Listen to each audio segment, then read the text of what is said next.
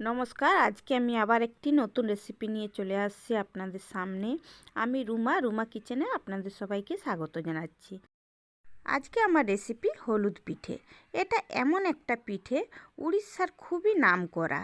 উড়িষ্যার প্রত্যেক বাড়িতে প্রথম অষ্টমীতে এই পিঠেটা বানানো হয়, কারণ প্রত্যেক বাড়িতে প্রথম অষ্টমীর দিনে বড় বাচ্চাদেরকে নতুন জামা পরিয়ে এই পিঠেটা খাওয়ানোর রেওয়াজ আছে। তাই প্রত্যেক বাড়িতে এই পিঠেটা না হলে উড়িষ্যার মানুষের চলে না। দেখুন বন্ধুরা, পিঠেগুলো দেখতে কতটা সুন্দর লাগছে। আমার পাশের রুমে থাকে আমার একটা বোন, উড়িষ্যায় বাড়ি, তো এই পিঠেগুলো আজকে বানাচ্ছে। আপনারা অবশ্যই শুরু থেকে শেষ পর্যন্ত আমার রেসিপিটি দেখবেন। হলুদ পিঠে বানানোর জন্য 5 ঘন্টা আগে বিউলির ডাল আর আতপ চাল ভিজিয়ে রেখেছিলাম। খুব সুন্দরভাবে ভিজে গিয়েছে। আমি একটা কাপে মেপে 3 কাপ আতপ চাল নিয়েছি, 1 কাপ বিউলির ডাল নিয়েছি। পরিমাপটা সবসময় ঠিক রাখতে হবে, না হলে কিন্তু পিঠেগুলো ভালো হবে না। দেখুন বন্ধুরা, খুব সুন্দরভাবে আতপ চাল বিউলির ডাল ভিজে গিয়েছে। ছেঁকে গ্রাইন্ডার করে নিচ্ছি। বিউলির ডালে একটা একটা খোসা রয়ে গিয়েছে। একটু টাইম ধরে খোসাগুলোকে বেছে নিলেই হবে, কিন্তু আমার হাতে আজকে টাইম ছিল না, তাই খোসাগুলো রয়ে গিয়েছে। এই অবস্থায় আমি পিঠেগুলো বানাবো। আর বাড়ির বিউলির ডাল দিয়ে পিঠেগুলো বানালে খুবই সুন্দর খেতে লাগে। একটা একটা বিউলির ডালের খোসা রয়ে গেলে তাতে কিন্তু পিঠেগুলো খেতে খারাপ লাগবে না। পরিমাণ মতো জল দিয়ে গ্রাইন্ডার করে নিচ্ছি। গ্রাইন্ডার করার সময় জলের পরিমাপটা ঠিকঠাক দিতে হবে, না হলে ব্যাটারটা বানানোর পরে যদি লিকুইড হয়ে যায় পিঠেগুলো কিন্তু ভালো হবে না। বন্ধুরা দেখুন, খুব সুন্দরভাবে গ্রাইন্ডার হয়ে গিয়েছে। এই দেখুন, ব্যাটারটা আমি কীরকম রেখেছি আপনারা দেখতেই পাচ্ছেন। এই টাইপেরই ব্যাটারটা বানাতে হবে। ব্যাটারটা কিন্তু বেশি টাইটও হয়নি, বেশি পাতলাও হয়নি। আমরা যেমন ইডলি বা ধোসার ব্যাটার বানাই ওই টাইপেরই ব্যাটারটাকে বানিয়ে নিয়েছি। আবারও একইভাবে গ্রাইন্ডার করে নিচ্ছি।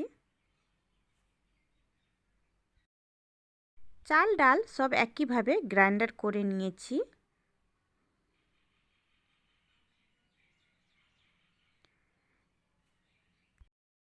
চাল ডাল সব গ্রাইন্ডার করে একটা স্টিলের গামলার মধ্যে ঢেলে নিয়েছি।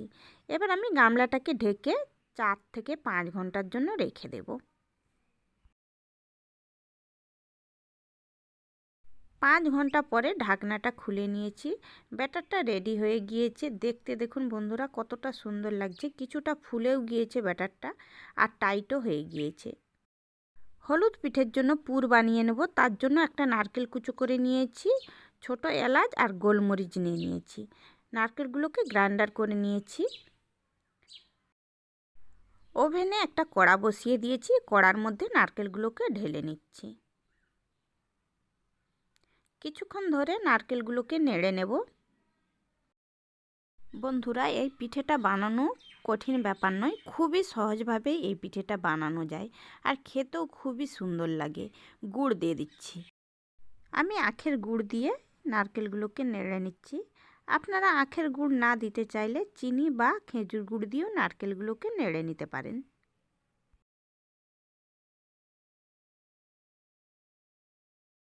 কিছুক্ষণ ধরে নেড়ে নারকেলের পুর বানিয়ে নিয়েছি। গ্যাসটা অফ করে কড়াটা নামিয়ে নিচ্ছি। জল নিয়ে নিয়েছি একটা ইডলি মেকারে। এই ইডলি মেকারে করেই পিঠেগুলোকে বানিয়ে নেব। ইডলি মেকারের মুখটা বন্ধ করে দিচ্ছি, তাহলে জলটা খুব তাড়াতাড়ি গরম হয়ে যাবে। হলুদ পিঠে বানানোর জন্য হলদি পাতা লাগবেই। একদম টাটকা হলদি পাতা নিয়ে আসা হয়েছে। দেখুন বন্ধুরা, পাতাগুলো এত সুন্দর টাটকা। এই পাতার মধ্যে ব্যাটার দিয়ে পিঠেগুলো বানানো হবে। জল টকবক করে ফুটতে শুরু করে দিয়েছে। একটা হলুদ পাতা নিয়ে নিয়েছি। এই পাতার মধ্যে ব্যাটার দেওয়া হচ্ছে। 2 ডাবু ব্যাটার দেওয়া হচ্ছে। ব্যাটার পাতার মধ্যে ভালোভাবে চাড়িয়ে দেওয়া হচ্ছে। ভেজে রাখা নারকেল ব্যাটারের মধ্যে দেওয়া হচ্ছে। পুরটা যত ভালোভাবে দেওয়া হবে পিঠেগুলো ততটাই খেতে ভালো লাগবে। ভালোভাবে পুর দেয়া হয়ে গিয়েছে। দেখুন বন্ধুরা, পিঠেটা দেখতে কত সুন্দর লাগছে। এবার ইডলি মেকারের মধ্যে ভালোভাবে পিঠেটাকে বসিয়ে দেওয়া হচ্ছে। একইভাবে সব পিঠেগুলোকে বানিয়ে ইডলি মেকারের মধ্যে বসিয়ে দেওয়া হচ্ছে। তো বন্ধুরা, আমার রেসিপিটি আপনাদের কেমন লাগছে আপনারা অবশ্যই বাড়িতে বানিয়ে খেয়ে কমেন্ট করে জানাবেন। আর আমার রেসিপিটি আপনাদের যদি ভালো লাগে, প্রতিদিনের মতো বলছি, যারা আমার চ্যানেলে নতুন অবশ্যই আমার চ্যানেলটিকে সাবস্ক্রাইব, লাইক, শেয়ার করে দেবেন। শীতের দিনে পিঠে পায়েস না হলে জমে না, তাই ভিন্ন টাইপের পিঠের রেসিপি পাওয়ার জন্য অবশ্যই আমার চ্যানেলটিকে সাবস্ক্রাইব করবেন। আমার চ্যানেলে নিত্য নতুন পিঠে বানানোর রেসিপি আপনারা পেয়ে যাবেন। একইভাবে সব পিঠেগুলোকে বানিয়ে নিয়েছি। ইডলি মেকারের ছাঁচের মধ্যে দিয়ে দিলাম। ছাঁচের মুখটা বন্ধ করে 10 মিনিটের জন্য রেখে দিচ্ছি। 10 মিনিট পরে ঢাকনাটা খুলছি। দেখুন বন্ধুরা, এত সুন্দরভাবে পিঠেগুলো সেদ্ধ হয়ে গিয়েছে, আপনাদেরকে দেখাচ্ছি। দেখুন হলুদ পাতার রঙগুলো বদলে গিয়েছে। দেখুন ভাপে খুব সুন্দরভাবে হলুদ পাতাগুলোও সেদ্ধ হয়ে গিয়েছে। আর এত সুন্দর একটা হলুদ পাতা থেকে গন্ধ বেরোচ্ছে। এই পিঠেগুলো হয়ে গিয়েছে, উঠিয়ে নেওয়া হচ্ছে। একইভাবে সব পিঠেগুলোকে বানিয়ে নেওয়া হবে। পিঠেগুলো উঠিয়ে নেওয়ার পরে দেখুন বন্ধুরা, দেখতে কতটা সুন্দর লাগছে। পিঠে থেকে পাতাগুলোকে খুলে নেওয়া হচ্ছে। এই দেখুন কত সুন্দরভাবে পিঠেগুলো সেদ্ধ হয়ে গিয়েছে, তাই পাতাগুলো খুব সহজে খুলে যাচ্ছে। একটু হাত দিয়ে টান দিলেই খুলে যাচ্ছে। দেখুন বন্ধুরা,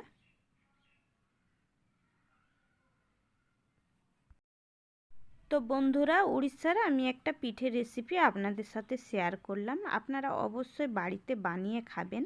কেমন হয়েছে কমেন্ট করে জানাবেন।